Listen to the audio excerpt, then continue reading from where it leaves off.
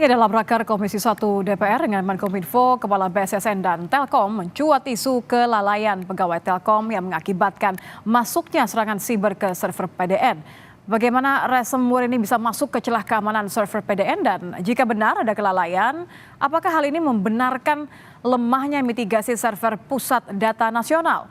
Sudah ada anggota DPR Komisi 1 fraksi Golkar, Bobi Adityo Rizaldi dan juga pakar keamanan siber Alphonse Tanujaya. Kami sebenarnya masih mengundang pihak dari Kemenkominfo namun hingga saat ini belum ada tanggapan. Saya mau ke Pak Alphonse terlebih dahulu. Pak Alphonse, kemungkinan virus ini masuk kan biasanya ada dua ya, social engineering atau kemudian ada brute force begitu. Kalau dugaannya adalah kelalaian manusia, seberapa besar Anda melihat ini adalah sesuatu yang disengaja atau memang simply tidak peduli saja? Kalau kelalaian manusia jelas, itu kelalaian operator. Jadi kemungkinan masuknya satu ada celah keamanan dari aplikasi yang harusnya secara disiplin dilakukan patching, ditambal kalau ada celah keamanan sehingga peretas tidak bisa masuk, tetapi tidak dilakukan sehingga peretas bisa masuk, itu pertama. Yang kedua, sehubungan dengan informasi tentang adanya Windows Defender yang digunakan. Jadi artinya untuk mengakses cluster dari hypervisor itu, asumsinya hypervisor VMware ya, itu menggunakan Windows. Ada kemungkinan bahwa sesudah dipakai untuk maintain, lalu tidak didiskonekkan. Sedangkan sistem operasi ini ya cukup mudah, sangat banyak cara untuk melakukan peretasan, dan kalau berhasil masuk ke Windows-nya artinya dia akan berhasil masuk ke server yang dikelola itu. Jadi maksud Anda sistem pengamanan yang dipilih oleh PDN ini yang lemah, pintu pertama yang lemah? Sistem pengamanan dan standar operasinya harusnya kalau udah dilakukan remote dicabut, itu nggak boleh dihubungkan ke jaringan. Kalau komputer Windows tetap dihubungkan ke jaringan yang untuk remote itu, ya kalau komputer Windows-nya berhasil diambil alih, ya apa yang bisa diakses oleh komputer Windows itu bisa diakses oleh peretas dan dia tinggal menyuntikkan skripnya dari situ. Saya ke Pak Bobi. Pak Bobi, kalau melihat langsung bagaimana alasan ya dari ketiga pihak nih, dari Kominfo, dari BSSN dan juga Telkom, Anda melihat bahwa kelalaian ini tidak direspon dengan serius atau seperti apa Anda melihat ya Pak Bobi?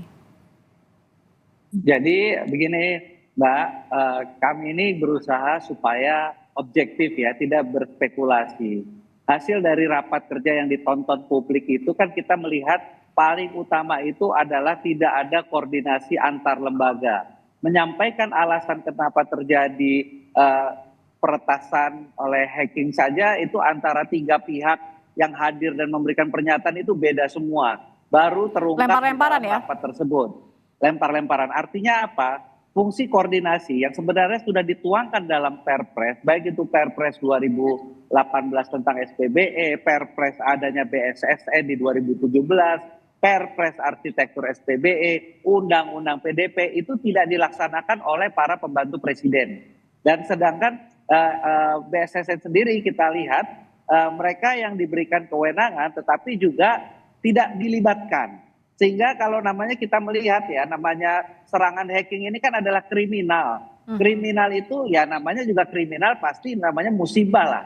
Bukannya ada kong kali kong orang dalam. Ini pasti sudah terjadi di luar negeri juga. Di Amerika juga sudah terjadi, tapi mampu sampai ditindak dan ditangkap orangnya. Nah di Indonesia kan tidak ada satupun yang pelaku hacking ke lembaga negara bisa ditangkap orangnya. Artinya apa? Di antara lembaga negara sendiri tidak ada fungsi koordinasi. Payung hukum itu udah ada. Undang-undang RPJMN-nya untuk pembentukan keamanan cyber infrastrukturnya ada. Tetapi ini kan tidak dilaksanakan. Sehingga betul yang tadi disampaikan oleh Pak Alphonse, utamanya untuk mitigasi ke depan, kita harus memastikan koordinasi antar lembaga ini jalan dulu. Oke, sebelum ke mitigasi Pak Bobi, maaf saya potong. Sebelum kita ke mitigasi, artinya kan ini sudah sepekan ya. Sudah sepekan, sudah bertemu dengan DPR juga. Sejauh ini Anda melihat bagaimana respon dari BSSN dan juga Kominfo? Karena kan waktu terus berjalan, bahkan ada keluar kata-kata bahwa ya sudah memang tidak bisa diselamatkan datanya, tidak bisa dikolek lagi begitu. Ya itu tadi sebenarnya kan skema-skema recovery plan itu banyak. Kalau misalkan tidak bisa di recover berarti harus membentuk lagi database baru lagi. Nah database ini perlu dari berapa lama dari original datanya yang ada di instansi yang di 200 instansi lembaga negara. Kan yang disampaikan 44 dari 200 ini yang terdampak. Nah bagaimana bukan hanya di PDN-nya saja. Ini harus ditarik ke root-nya secara forensik audit di 44 lembaga negara di awalnya itu sudah ada atau tidak. Nah ini kan proses panjang, tapi paling utama adalah siapa yang melakukan koordinasi untuk melakukan penanggulangan hal recovery ini. Siapa yang bertanggung jawab pada keamanan, siapa yang melakukan audit. Kalau dibilang yang mengaudit BSSN.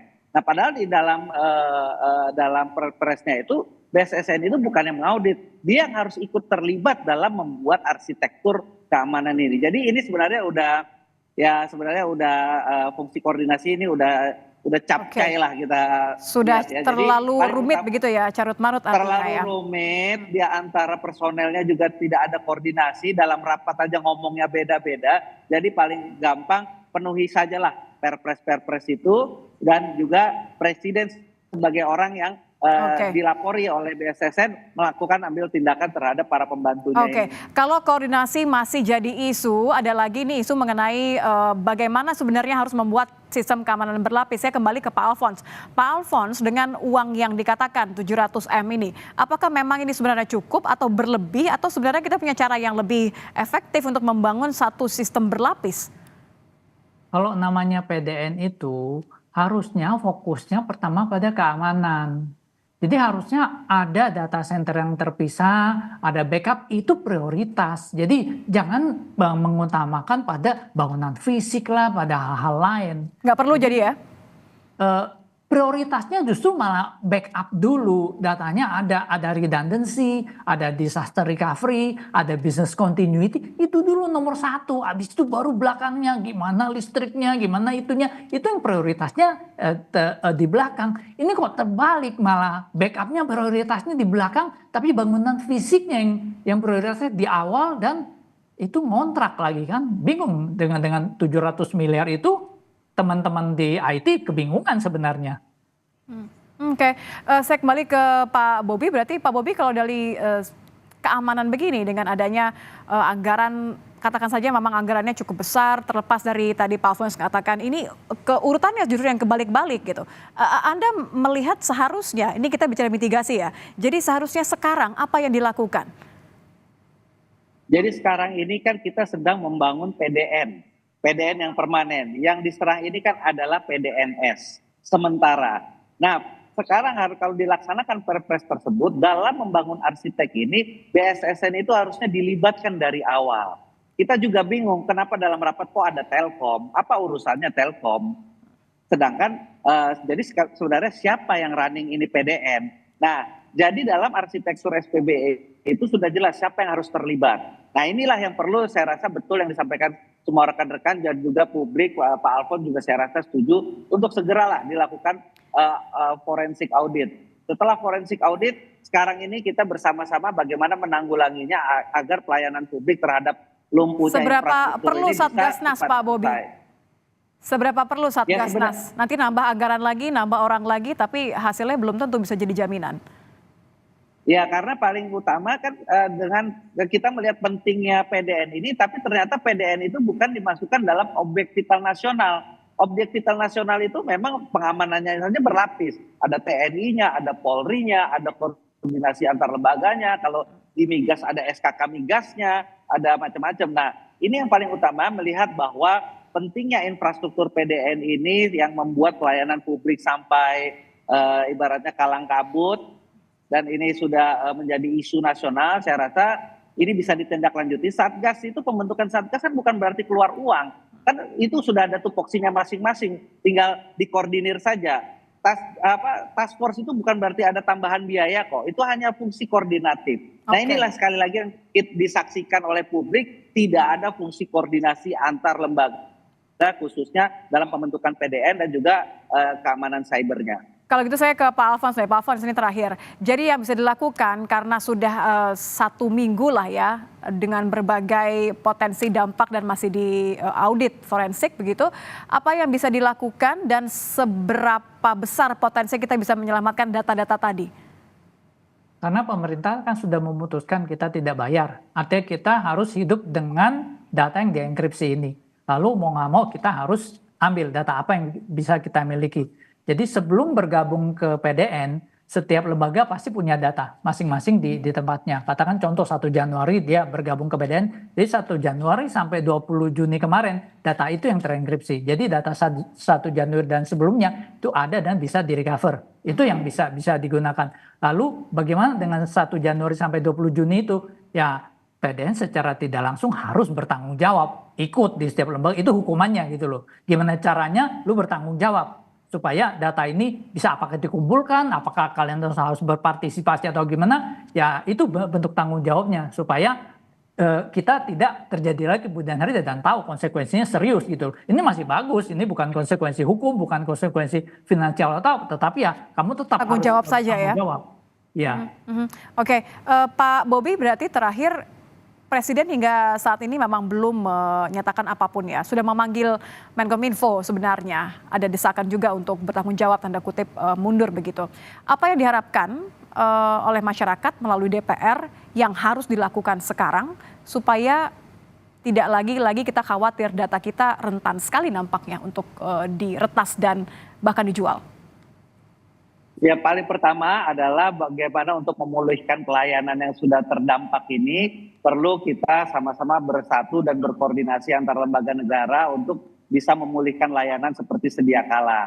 Ini yang perlu kesulitan lah dan fungsi koordinatif. Dan yang kedua adalah kita juga meminta untuk Presiden menginstruksikan kepada para pembantunya itu untuk melaksanakan semua instruksi-instruksi yang sudah beliau buat. Baik itu melalui Perpres, baik itu melalui Undang-Undang RPJMN maupun turunan dari Undang-Undang PDP. Jadi sebenarnya sesederhana itu dan kita di DPR sama-sama mengawasi kalau perlu ya kita audit legislasinya bahwa apakah yang sudah menjadi turunan tersebut dilaksanakan atau tidak.